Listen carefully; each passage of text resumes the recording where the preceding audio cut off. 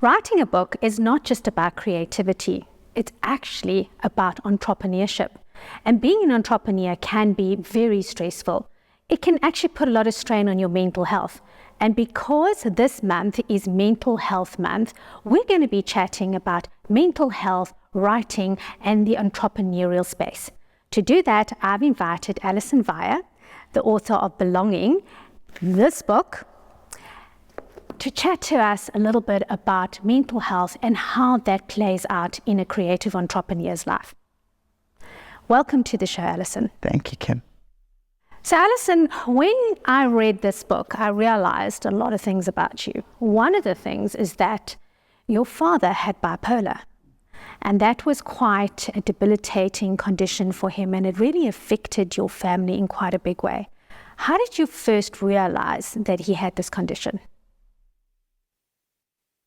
In the 1960s, bipolar didn't have a name. So we just started to live this roller coaster ride of the extreme highs and the extreme lows.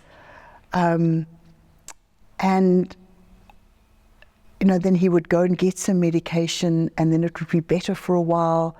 And then we would go through a period where, he was more stable, and then the wheels would fall off again. And he would drive off into the night, tires squealing, saying he's going to drive over Solari's Pass. And so as a family, it was the most terrifying thing, because my mother had already lost her father and her brother in 2 separate air incidents. They were both a colonel and a pilot. And so my mother's sadness suffused the entire house. And I think my siblings found their respite a little bit in being sporty, and I wasn't sporty. I loved animals and reading, and strangely nerdy and very invisible and very shy. And so I think what we grappled with is that we had nobody to talk to, and we didn't even talk to one another. I think reflecting back, that was almost the most scary part, that we would all just retreat to our rooms, terrified. We would hear my mom's sobs, we would hear her sadness, and we all just went into our own cocoons of coping inwardly. It was a secret life that nobody at our school knew about, not a soul, even my best friend. It was only my father's business partner that understood a lot more and understood the highs and lows of that condition. So I think looking back, if my book is doing anything, it's lifting the veil on the lid of silence. Because I think had we had somebody to talk to, or even to talk to one another, it might have felt less terrifying and less lonely. But I literally became an emotional eater as a way of coping with the sadness. And so I ate my pain and I stuffed the anguish down my throat, because I just felt so alone. And I think maybe of all the siblings, I felt my mother's sadness most deeply. So I think if I look back at the journey of lifting this veil, I was extremely angry at my father growing up, because I felt like he just was causing my mother so much pain and so much anguish. But looking back now on my life, I realize how many stresses and strains he carried as an entrepreneur that I never really got when I was younger. I was so busy being angry with him that I never got what was the enormity of this life he was living as an entrepreneur, that also has its roller coaster rides of pressures and stresses and strains and twisted roads and detours.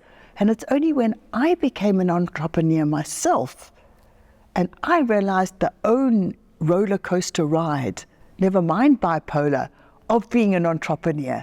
And that has allowed me to come to the book with so much more grace and so much more kindness, and so much more wanting to talk about the hidden, because our lives were so hidden. It was a secret life that nobody knew about. The thing about this book, when you mentioned that scene, you've said that you felt lonely in that time, and it really resonated with me because in our family, we've had a lot of mental health issues. In fact, my father threatened suicide on a couple of occasions. He inherited a shotgun from his father, and we didn't have a safe. It was put at the top of the cupboard, and then he would take it down, walk down the passage, and then go drive out with it. And as a child, it was terrifying. I was adopted, and my father made this promise to me when I was little. I said, because the adoption took a really long time, so I had said to him, Daddy, will they ever come and take me away again? And he said, not while I still have life in my body. So the suicide threats was not just a threat, it was that my whole existence could potentially crumble because he was our rock, the stable one. Now, in your family, you mentioned in terms of building a business, what lessons have you learned now, if you look back at the pressures your father could have had? What do you currently understand what those pressures would have been as an entrepreneur for him then? I had no clue as to what he was navigating. And looking back, there were many moments that were probably terrifying for him. And so I think it's just given me a far greater perception of that life. And I think it was a life that my mom couldn't really relate to. She was more of a homemaker. Rotary International was their common ground. That was where they found one another. But she really didn't relate to the entrepreneurial journey. And even when I became an entrepreneur, she couldn't really relate to that side of me. But that's when my father and I became closer later in life, because he could understand the enormity of starting up a startup with 3 workers on a shed in a field and growing it to 150 workers. That doesn't come without stress. It doesn't come without just having your heart in your shoes as you walk into the office. Sometimes every 3 weeks. And then for a while, for 3 weeks, things are strangely stable and calm. And you think, wow, I'm having a calm 3 weeks. And then another curveball hits you from the side swipe. And you have to re-navigate. And you have to dig deep. And you have to just call on other people to feel less alone.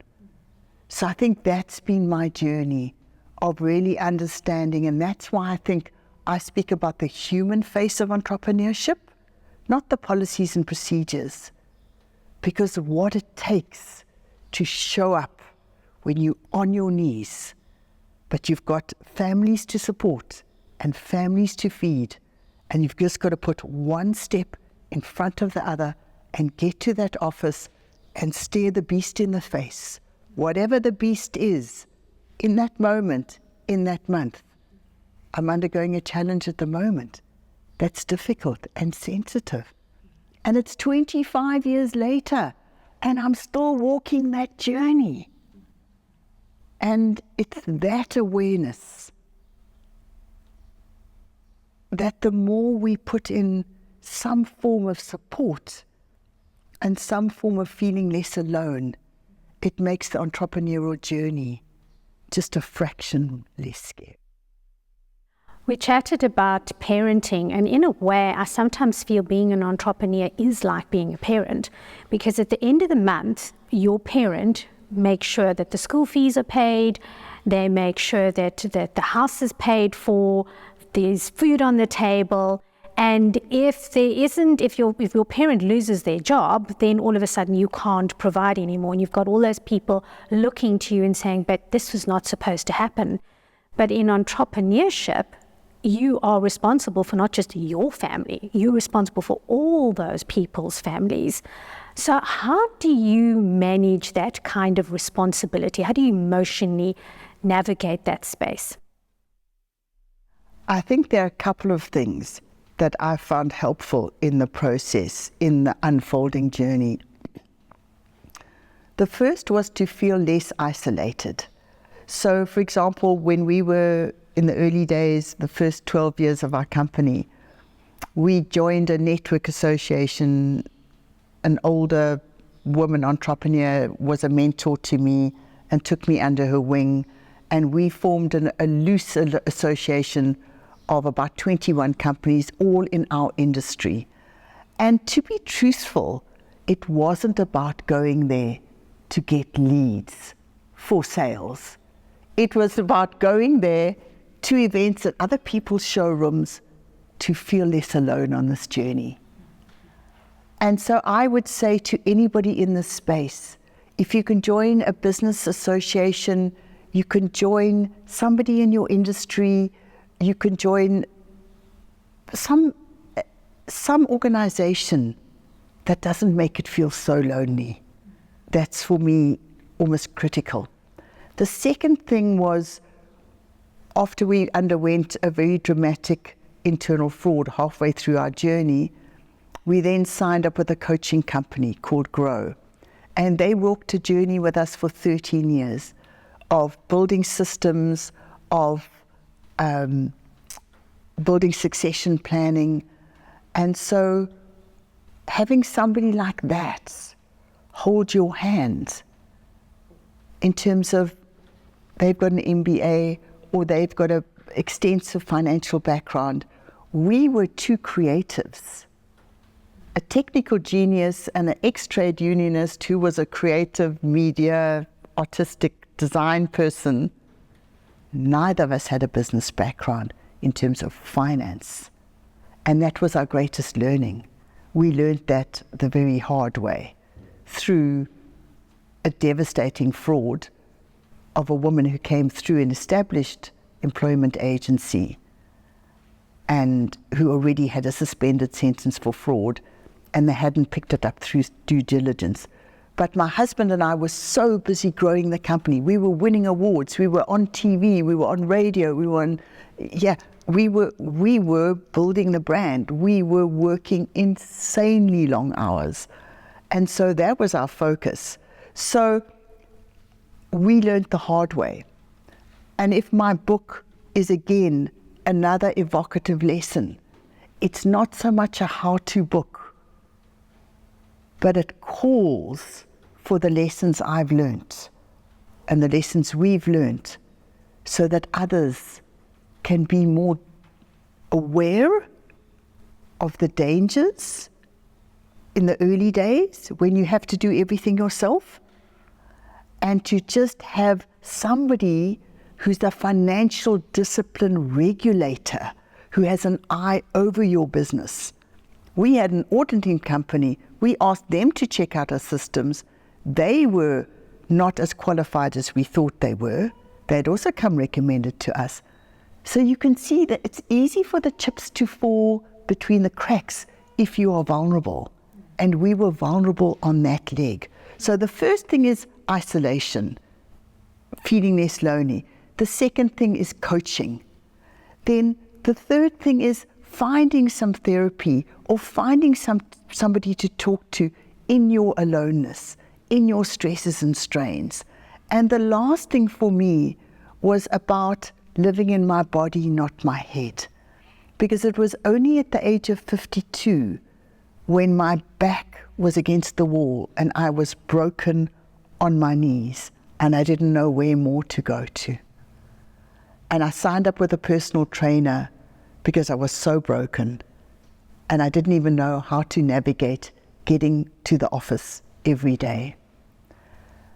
And that young man had done a lot of leadership work, and he helped me piece myself together again over a whole year.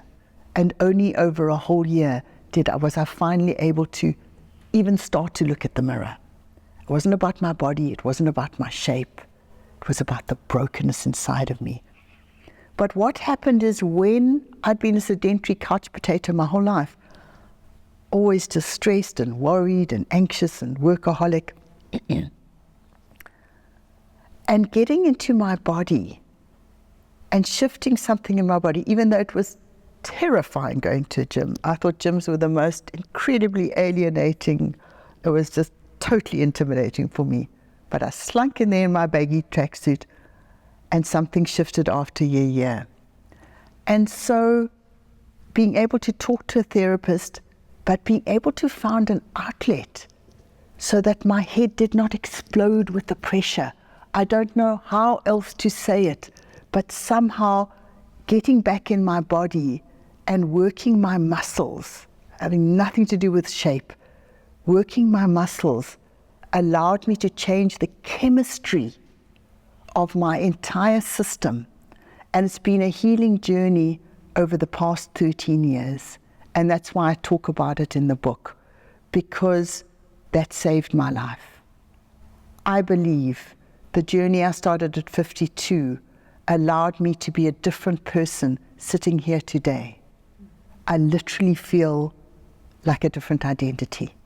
If you see pictures of me in the book, how I used to look like, I'm not the same person, because I have inhabited my body. And when you inhabit your body, something happens to the fear in your head, and something happens in the dilution of the chemistry. So those are the elements that I feel I consciously work with to allow me to feel less alone, more held,